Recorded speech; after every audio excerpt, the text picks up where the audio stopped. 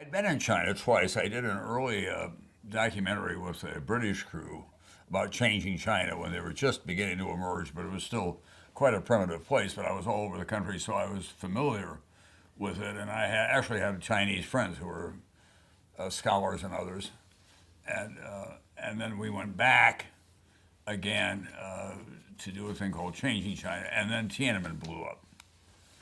And I was in New York. I had been there the week before for the Gorbachev visit, and then came home. And then when it blew up, I remember thinking, should I go or not go? And I thought, I've got to go. My rule was it's always a mistake not to go. So I went. And I got there, I'll never forget it. I got to Tokyo, and I couldn't get into China. And they had a wonderful Filipino airport manager in Tokyo. He knew all the planes that were going in, and he said, I think I'll be able to get you on one. I said, I know what I'll do. I'll call Secretary of State Jim Baker in Washington, see if I can't get in on an American plane. And I called his assistant, Margaret Tutwiler. I don't think it's going to work, Tom, but I'll call you back. And about 20 minutes later, she said, the secretary says, no way, you're not going in on an American plane. They didn't want to screw with us.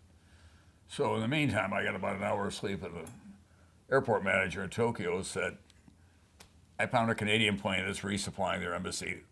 We're going to put you on that. Just don't say anything. You're just going to be on it.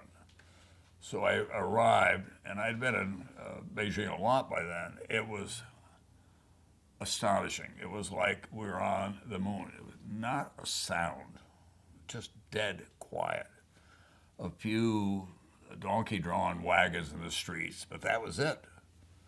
Everything was dead still. I went to our headquarters, not too far from Tiananmen Square, in the hotel, and they all said, "We don't know, what we're going to be able to do, how we're going to do it." And while we're sitting there, all of a sudden, China television comes on, and it's the Politburo, and it's Deng Xiaoping, and he's cracking down on China, and it was the first announcement of what they were going to do, and they had the martial music and the whole thing. So we had something to go on that night. And the next day, I could go peek into Tiananmen Square, but you couldn't really, as an outsider, walk through it or anything. So the fabled Gordon Manning was with us. And once again, he said, I think we can get a camera and put it on a bicycle.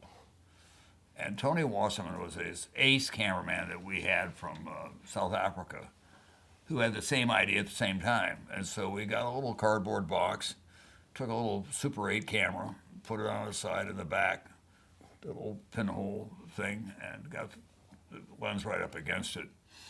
And then Tony and I did a bicycle tour of Tiananmen Square. Riding bicycle. Riding the bike. I'm riding a bike behind him, a flying pigeon, they were called.